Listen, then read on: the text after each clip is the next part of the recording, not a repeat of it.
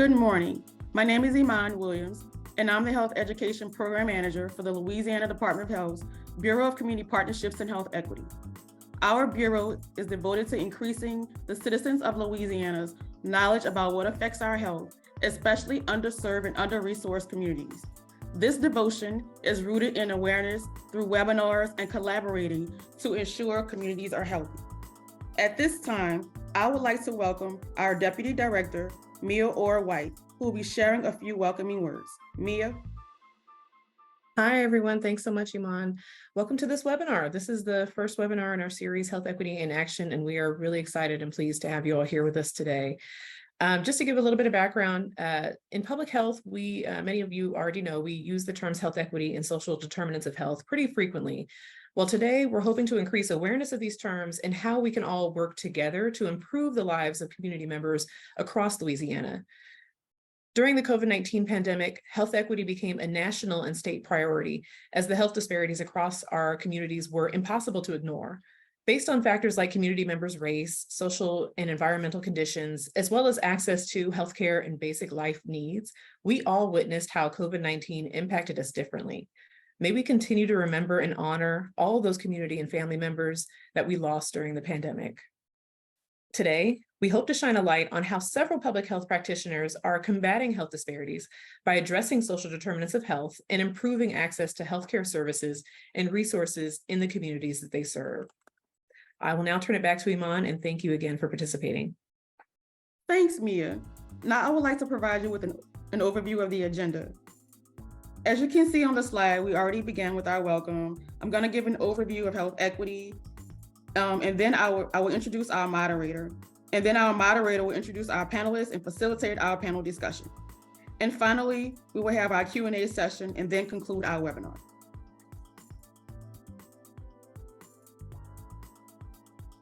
Next slide.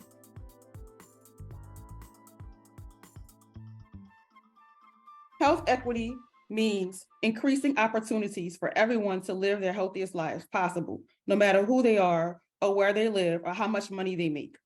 Some people need additional opportunities and resources in order to achieve health equity. Social determinants of health are conditions in the environments where people are born, live, learn, work, play, worship, and age that affects a wide range of health, functioning, and quality of life outcomes and risk. The federal public health emergency for COVID was issued to keep everyone safe during the pandemic. And on May 11th of this year, the public health emergency for COVID expired because the nation was in a better position to respond to COVID. I want to stress the importance of getting information from credible sources like the CDC and LDH. During the webinar, we are going to be including some links to some resources in the chat box. We will also be sharing additional information with you after this event. And now, I would like to introduce our moderator, Nisa Rose Davidson. Nisa serves as the Public Health and Equity Director for AgriSafe Network. She has over 17 years of public health experience in maternal and child health, community health disparities, as well as advocacy. In May of 2016, she joined AgriSafe as their Health Communications Director, quickly rising into becoming their Public Health Programs Director, where she managed employee safety training for youth working in agriculture, opioid safety for healthcare providers and agriculture workers, and women's health topics. She is also a new member of LDH's Review, Advise, and Inform Board. She holds a Bachelor of Science in Biological Sciences and a Master of Public Health from Northern Illinois University. Nisa, thanks for moderating for us today. I will turn it over to you. Good morning, and thank you, Iman. I look forward to having this important discussion about health equity. I'd now like to introduce all of our panelists. So joining us is panelist one, Deelda Robertson serves as a Vaccine Equity Manager for the Louisiana Office of Public Health Immunization Program, where she is responsible for providing leadership and planning, implementing and evaluating COVID-19 vaccine-related activities to address health disparities among communities that have not received a COVID-19 vaccine. She previously worked for the Louisiana Office of Public Health for 25 years across several programs, including infectious disease epidemiology, bioterrorism, the Louisiana Hepatitis Prevention Program, chronic diseases, and the Louisiana Women's Preventative Health Program as an epidemiologist, and several years as a library scientist. Her recent experience includes working for the CDC Foundation as a regional coordinator managing 5 states, including Louisiana, Arkansas, Texas, New Mexico, and Oklahoma at the height of COVID-19, and as a community-based organization portfolio manager in health equity. Dielda holds a Bachelor of Science from Southern University at New Orleans, a Master of Public Health from Walden University, and is currently working on a Doctor of Public Health from Walden University. Panelist 2 is Jance Malbrew, and he serves as the Population Health Manager in the Louisiana Office of Public Health in the Bureau of Regional and Clinical Operations. Jance has over 16 years experience implementing policies, improving healthcare systems, and empowering communities to eradicate health disparities. Jance holds a Bachelor of Science from Xavier University of Louisiana, a Master of Science in Public Health from Tulane University School of Public Health and Tropical Medicine, and is currently working towards a Doctor of Public Health degree from Georgia Southern University. Panelist 3 is Jana Moon Broussard, who serves as the Interim Executive Director for the Louisiana Commission for the Deaf, also called LCD. LCD is also responsible for the development and implementation of standardized practices for ASL interpreters working in the state of Louisiana. She has over 13 years experience working as an interpreter in educational and community settings, serving 4 of those years as one of the lead interpreters for the Lafayette Parish School System. She began working for LCD in the spring of 2019.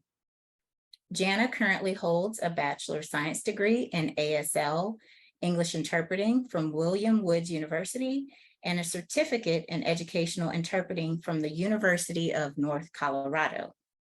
And lastly, we have Taffy Morrison, and she currently serves as the Navigators for a Healthy Louisiana Outreach Manager. In her role, she coordinates the program's statewide educational and outreach efforts, as well as partnership engagement and collaborations. Navigators for a Healthy Louisiana has over 1,000 community and organizational, regional, and statewide partnerships. She has over 30 years of partnership development and resource connectivity experience in healthcare, hospitals, community organizations, and agencies providing education and resource accessibility in order to improve residents' overall quality of life and health.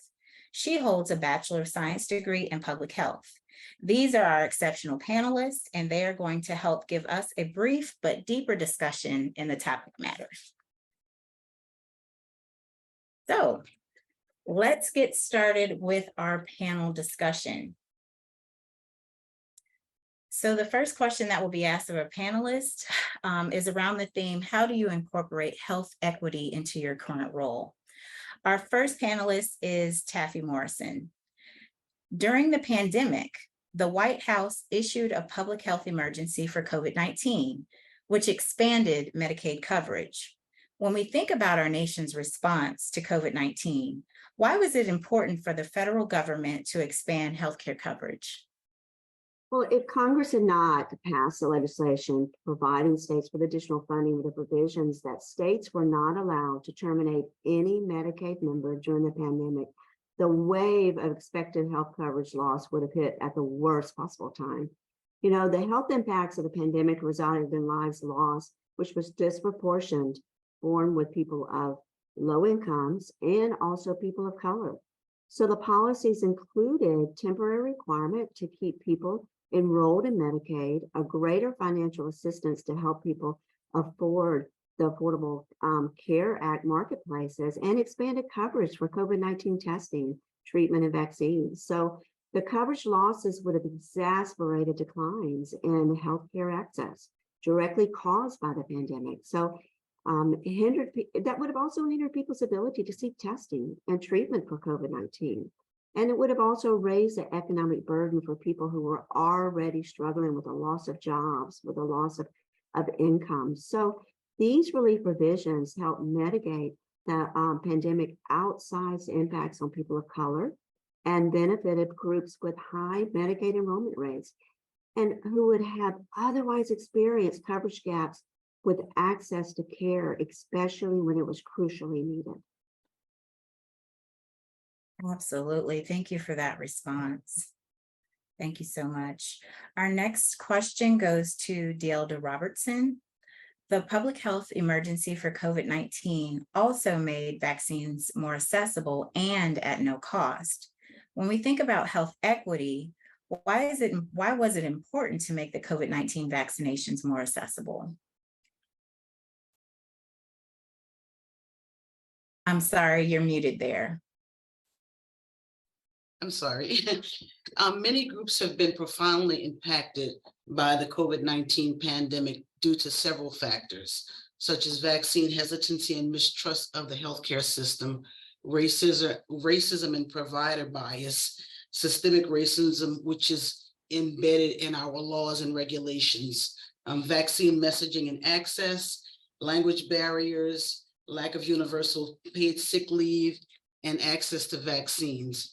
So making sure that everyone had access to vaccines and offered access to vaccines, it had the potential to reduce mortality and protect people at highest risk for COVID-19 worldwide. And what we know is that strong vaccine confidence leads to more vaccinations, which means fewer COVID-19 illnesses, hospitalizations, and deaths.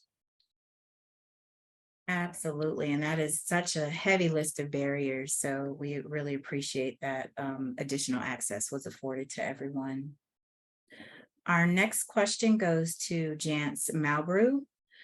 Under the public health emergency for COVID-19, nearly $240 million was allocated to create a pipeline for expanding the community health worker and paraprofessional workforce in underserved communities across the nation. During the pandemic, LDH received federal funding to expand its community health worker workforce. What role did LDH's community health workers play in the state's COVID response? Thank you.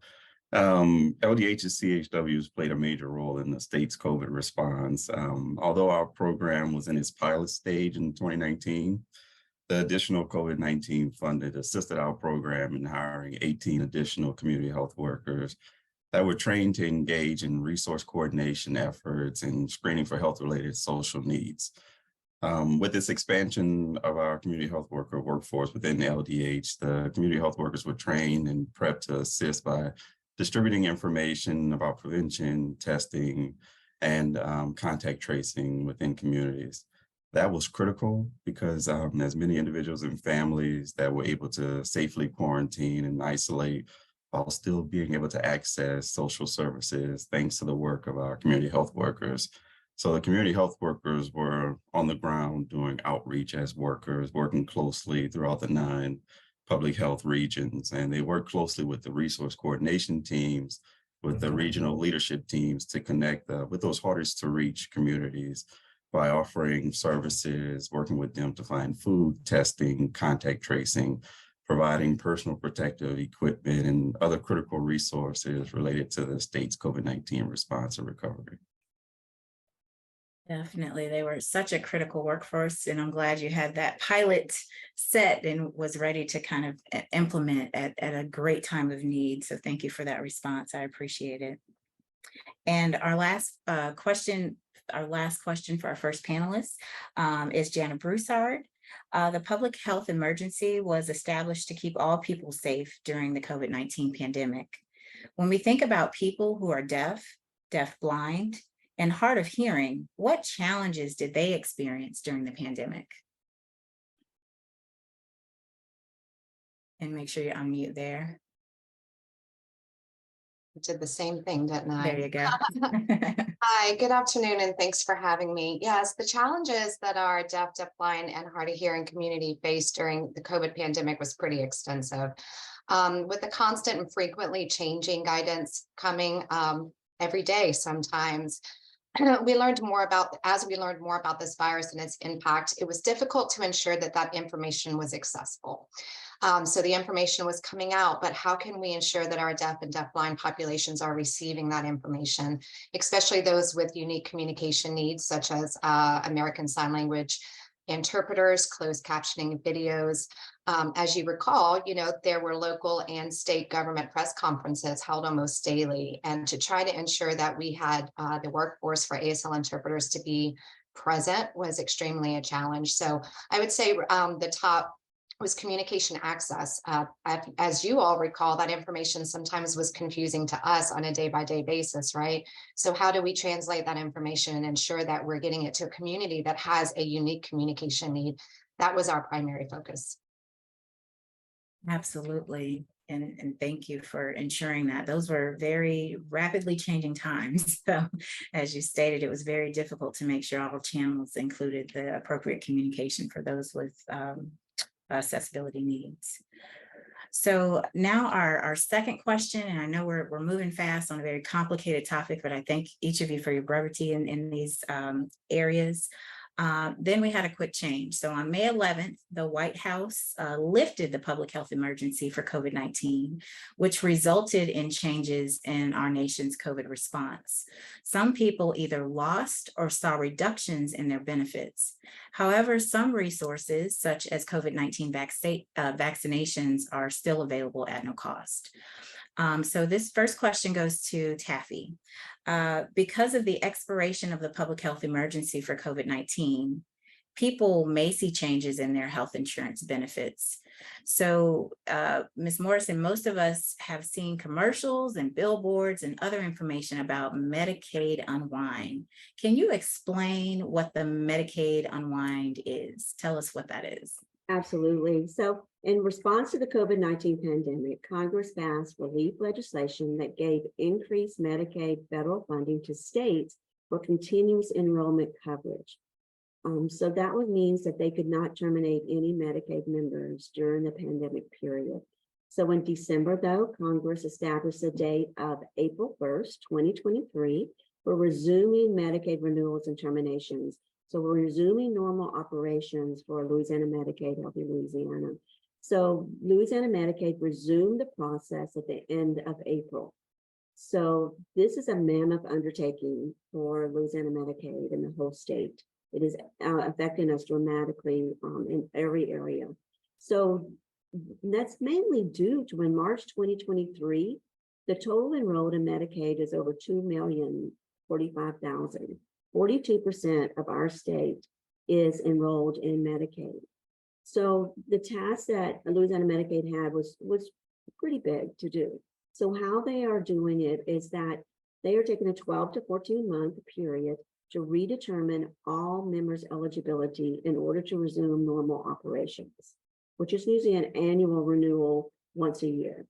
So this is being done in batches each month. So about 160,000 members each month are being redetermined for renewal. And so with those redeterminations, there's hundreds of thousands of letters that are being sent out throughout the year and each month. So renewal letters are being sent out to request additional documentation, and they have to be mailed back by members in order to continue to qualify. So they're checking their eligibility, but even those who do not return the letter, even if they're eligible, will be terminated if they do not. So it's a big process. So in the month of June, there was probably close to 50,000 terminations, which was a massive number, and 38,000 was close to, but they did not return the renewal letters. So this process is going to continue until July 1st of 2024. Okay, thank you for that. Thank you. And so with that unwind, a follow-up question, what is your organization doing to ensure people from underserved and people with disabilities, as well as those who need language access services, what are you doing to ensure that they are aware of the Medicaid Unwind program? Oh, you're muted. I'm sorry, Taffy. As a nonprofit, we are federally funded by Center for Medicaid Services. And we are funded to outreach to all populations to specifically assist them with Medicaid and those that are not in the Medicaid income levels with applications with the marketplace to ensure that all our Louisiana residents have healthcare coverage. And that's specifically for those with disabilities and also with language barriers. So we provide enrollment opportunities and participate in community events. We're providing presentations across the state. We had 104 enrollment events last month that we are out in the communities, but we're in the communities. We are mobile and we are remote. So we go to the communities where people live. They don't come to our office with flexible meeting hours. So those that are no longer eligible for Medicaid, we are working with them to either get reinstated or apply for a marketplace plan. Now, with that one-on-one enrollment services, we do it in person. We also do it virtually for those that are homebound, as well as by phone. So we also provide language interpretation services as needed. So we are meeting the needs of anyone in our state. We are statewide. We have navigators in every parish. So we do have flexible meeting times that are convenient for residents. So we are going where people live, work, and worship to their communities. That is wonderful. I can't imagine 104 events in 1 month. So kudos to you and your team. Wonderful work. And Dielda, when we know there are people in rural communities as well as people with disabilities and people experiencing homelessness, they may have difficulty accessing vaccines. What strategies is your team implementing to make COVID and other vaccinations more accessible to these groups? So thank you. The vaccine equity team, we work across the population who we outlined in our COVID grant. And some of those populations are Indian tribes, Vietnamese, disabled, and the LGBTQI communities. And we work with them to determine their needs and also opportunities for us to collaborate or partner with them on projects that will be beneficial to them and their communities. We also give many grants to those groups, not limited to those groups, to ensure that they continue their work in their communities that address vaccine equity, vaccine hesitancy, and vaccine confidence. We have also worked with colleges, HBCUs, Greek organizations, prisons and jails, and other community groups. And moving forward, we plan to focus on persons experiencing homelessness and drug abuse. In addition, we're planning an equity training to help providers understand the importance of health equity, collecting and updating patient demographics, and how to speak with patients about vaccinations. And we'll also have some little mini snippets or videos on our website for that. And we also work with our data team to determine where we have vaccine hesitancy in the state so that we can focus our outreach and our educational efforts to that community. And then we work with our operations team to ensure that our mobile vaccine units, which do go to rural places, that they have COVID vaccines and other vaccines available when working in those communities. Wow, that could be a whole webinar in itself with the special populations and the dynamic and outreach that's needed. So that is wonderful. I took some notes. I'll be talking to you about that for sure. And thank you for that response. Our next question goes to Jana. Jana, what services should be funded during future public health emergencies, because we know there will be additional things that happen to support people who are deaf, blind, and hard of hearing? Hi, thank you. As stated earlier, one of our biggest challenges was communication access. How do we get this information accessible into the languages of our people? So I think a significant source of funding could be for emergency communication access. Our office was very much charged with trying to navigate that information, trying to get it translated. And as a small team, it was almost impossible to keep up. Had we had additional funding, I think we could have outsourced a lot of that work to translation teams to get these videos created, new documents created. Yeah, that would be a big one. We also saw local governments, state governments, other organizations who didn't have funding for interpreters. So when we would say we need interpreters for this press conference, we need interpreters for, when the doctors are coming and talking more about COVID, sometimes they didn't have that budget set aside. So I think separate emergency communication access funding that could have been allocated to them or to us would have been very helpful. So definitely could use that in the future. I definitely would say also technology upgrades. Sometimes when interpreters are not available, which is actually what happened today, we can turn on closed captioning, but sometimes those technology software programs don't have that equipped. So any funding that could have gone towards technology that could have, maybe sped up that process to ensure that information would be accessible. That was a big one. Additionally, I would say training too.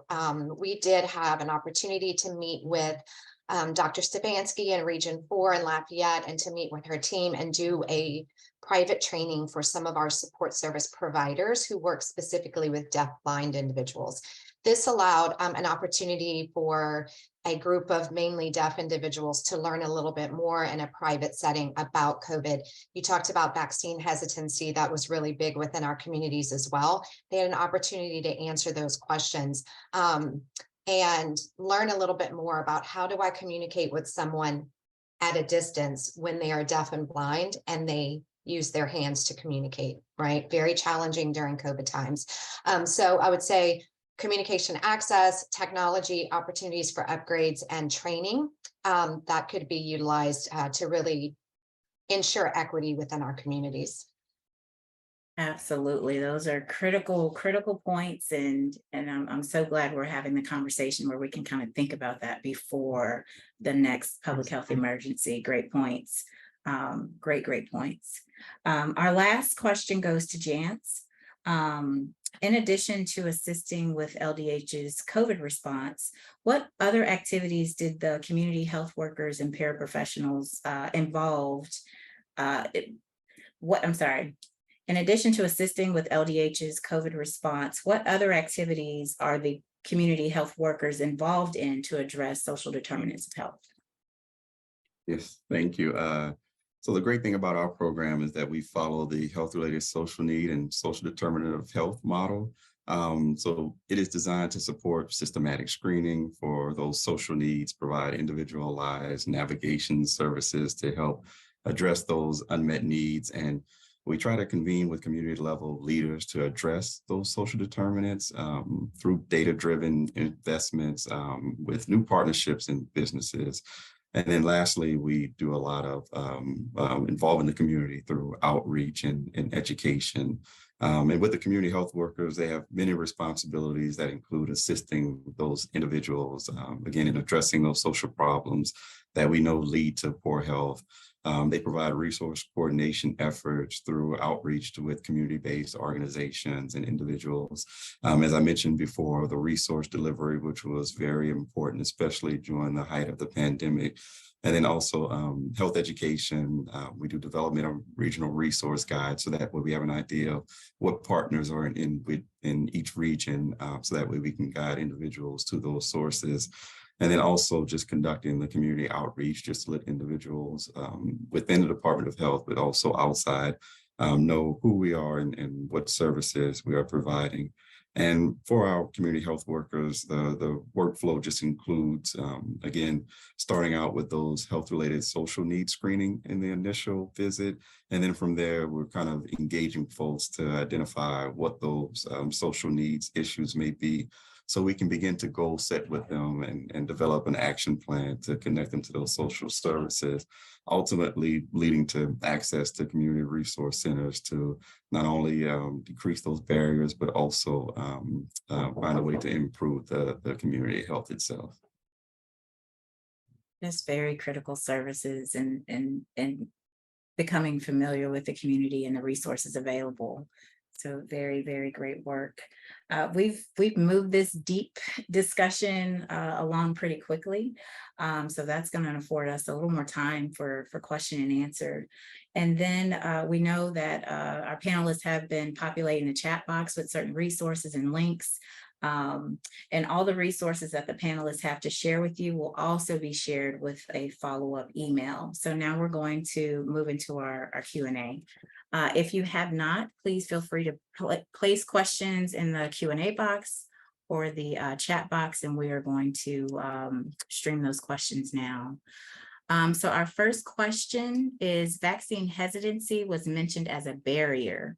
What is LDH doing to address this issue? And I would field this question to Dielda, and then if anyone else would like to respond. Sure. Some things that we're doing is we are working with community leaders and trusted messengers within certain communities and populations to make sure that when we work with a group, that the messaging that we have, it is it is appropriate for that community. And also that, we want to make sure that our partners trust us.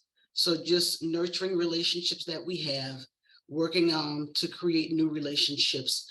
And then, over time, hopefully our communities can trust us. So when we do give messaging around vaccines that are new, or a new virus that has a vaccine, that, the community trust us enough to say, okay, we're going to just take this vaccine and make sure that, the whole community is healthy. Absolutely. Thank you for that response. Would anyone else like to add to that? Okay, no problem. Our next question that I see in the chat is, are there boosters available for the COVID-19 latest variant? If so, where are the boosters available? That's you again, Dielda. So currently we don't use the word boosters anymore. It's a bivalent dose. And we have providers across the state. I'm actually working on trying to get the list to put in the chat. But we have VFC providers, which is vaccines for children. We have COVID providers.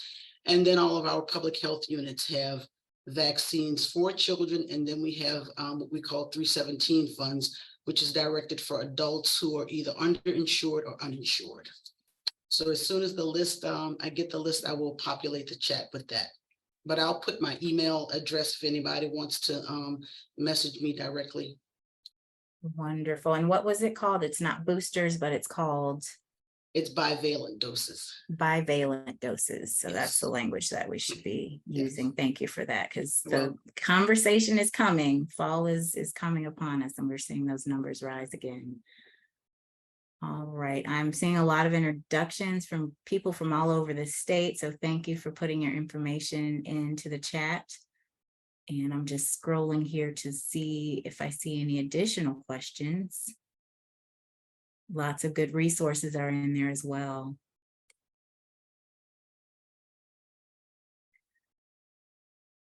Okay, so I see that question came from the chat. Question 2. Do you feel like each of your organizations or programs are better equipped to address health equity post-pandemic? That will go to each of our panelists. We can start with Taffy. Yeah, I definitely think we are, because we've had increased grant funding to address that. And so, we are, like I said, a grant from CMS, and we do go where the community goes. And so with additional funding, we've added additional staff. We've also added community outreach coordinators in each of our regions. So we have expanded staff related to that. And we've also done a lot more partnerships. We have about 1,000 partners that we work with across the state. And some of them are the ones that Dielda worked with as well. We work with OPH and go with vaccine clinic staff to the communities. And so we work together hand in hand, just being able to reach those that are unreachable. And those are difficult to reach. So I think that's what's great about our services, that we are mobile and remote, and we go to the community. They do not come to us. And so we also partner with organizations that are working with mainly the low income and the ones that are anywhere people of color. We do have a partnership with the Louisiana Deaf and Blind Association. So we have several partnerships, Office of Aging and Adult Services. So we are trying in every way possible to reach those that are the most difficult to reach. and often do not get normal communications. So, partnerships, I think, are a big part of our work, and we know it's so valuable to reach and make sure the health equity lens is looked at. Definitely. There were so many good partnerships and silos that were broken during the pandemic. So that's been a definite benefit. Jan, same question. Do you feel like your organization or programs are better equipped to address health equity post-pandemic? Yes, yes, definitely. The great thing about the community health workers, not only in LDH, but just community health workers in general, is that they're, frontline public health workers. So the majority, if not all of them, are members of the community that they're serving. So they have a great understanding of what's needed, what those resources are that folks are asking for. So they're able to kind of communicate back to the program itself, and then also speak the language of those in the community, just to understand if they're having barriers with language, health literacy, transportation, disability, no matter what it may be. They do a good job of engaging those folks and helping us to get that message out to them a lot easier, but also just to make sure our program is reflecting what the community itself is needing. Absolutely, absolutely. And Jana? Do you feel that your organizations are better better equipped to handle health equity issues post-pandemic? Absolutely. I think we learned a lot along the way. It was certainly a learning curve. I'm going to give an example. Whenever when the tents came up for testing early on in the pandemic, we figured out, if a deaf person drives up into this tent to get tested, how are they going to communicate? We worked with the Department of Health very quickly to create communication cards, visual cards with symbols about each of the common questions. Have you traveled lately? Do you have a temperature? Remember those questions early on. We also, and which ended up helping, right? They were printable, people could carry them with them. And it's those types of things that helped us to think in the future, like where are the gaps and how can we, as the weather people call it during blue sky, right? Start preparing for these, potential moments in the future. I do think, again, that we just learned a lot. We saw where the gaps were. The community really engaged with us to help us to better understand, what is the thing that you need? What is the thing that you don't understand? What is the thing you actually didn't even know about because you just didn't receive that information,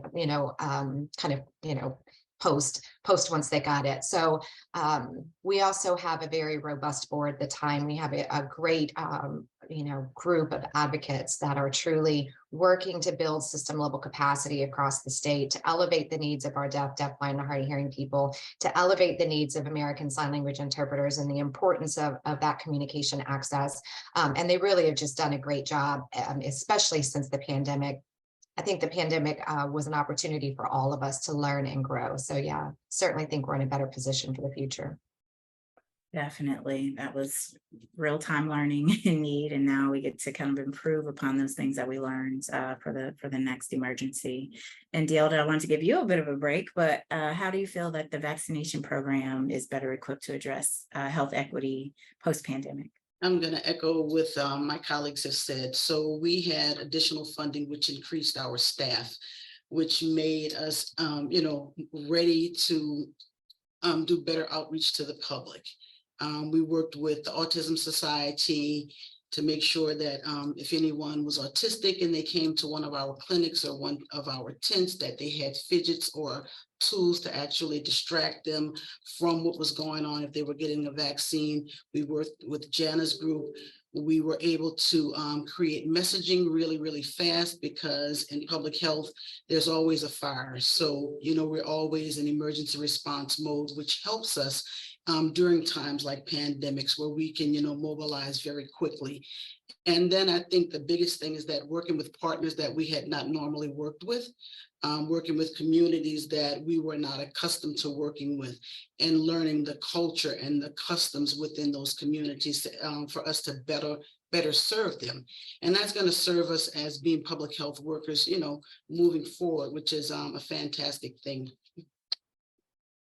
Absolutely. Like I said, those partnerships are just exceptional growth during the pandemic for sure. There's another question for each of you, or just I'll ask it and we'll see who's best to take it. Are there any methods used to select the messaging to reach communities? For example, focus groups, maybe, when we're talking about like communications and messaging. Who would like to address that question? I can go ahead and answer that. For us, it varies. I think it depends on what the content is. For us, focus groups do work very well. Again, I think there's a lot of distrust sometimes and misunderstanding within our deaf communities. And so that one-on-one or small group setting is very personable. Dale talked about, fostering relationships. It's just such a priority. So we do focus on having focus groups quite often to be able to gather that information. We certainly do surveys.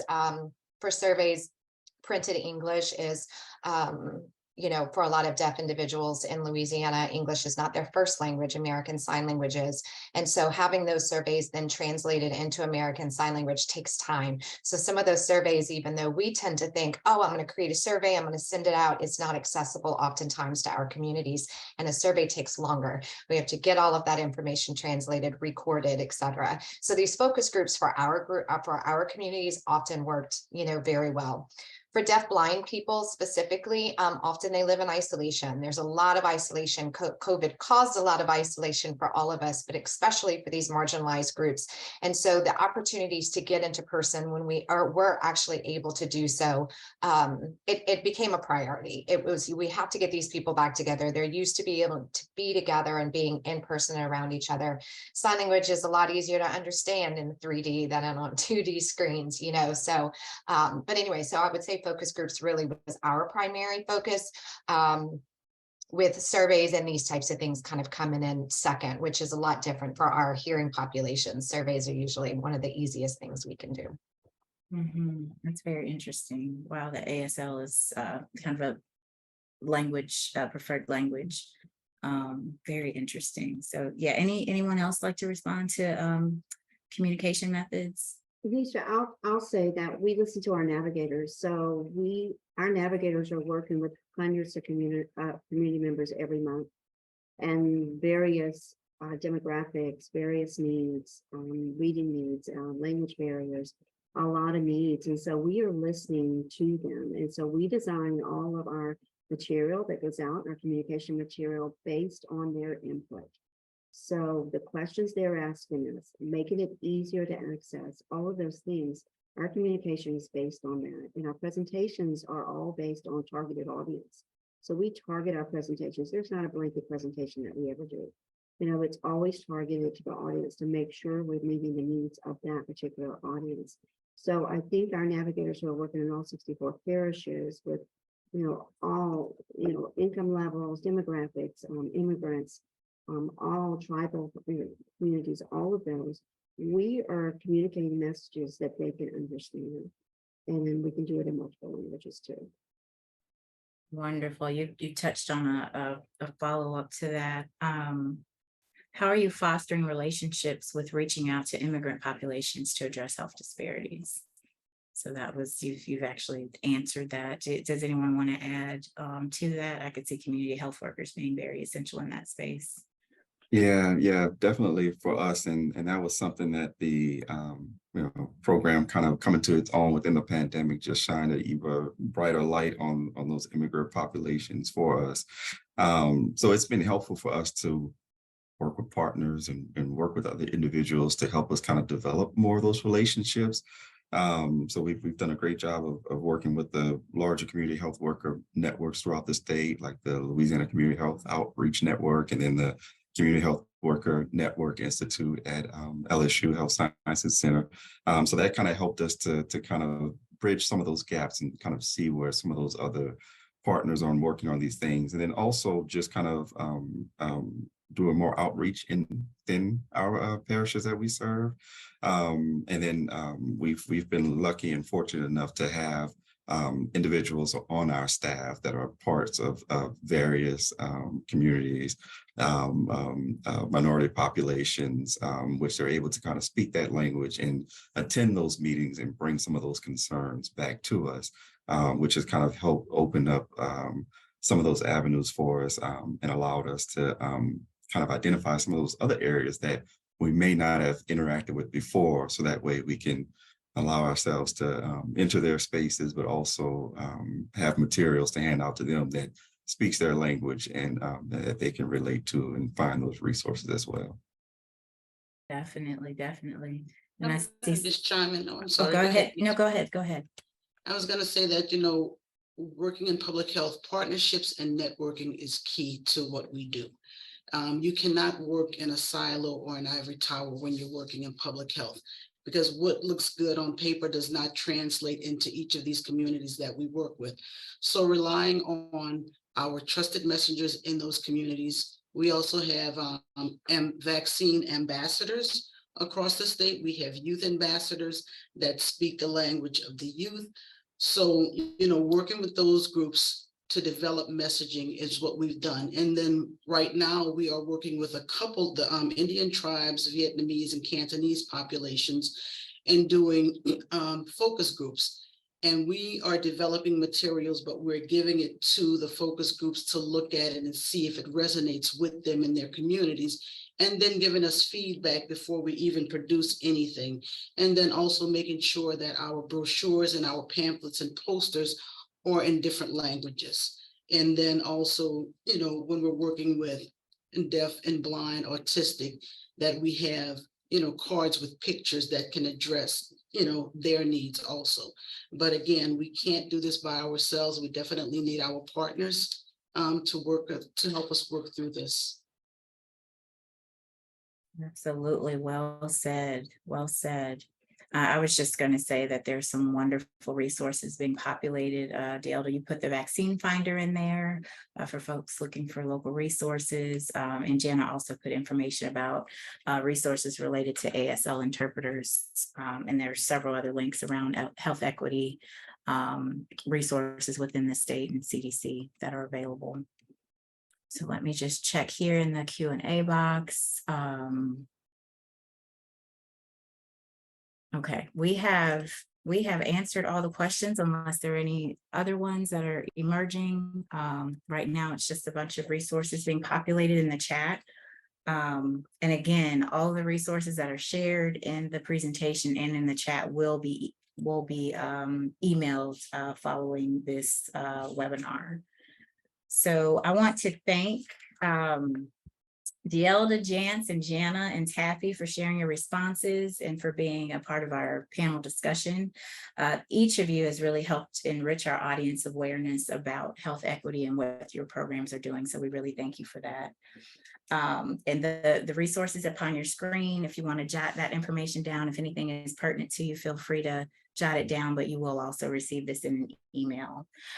Finally, I want to thank all of our attendees for participating and listening and adding to our discussion, and I hope this was valuable to you.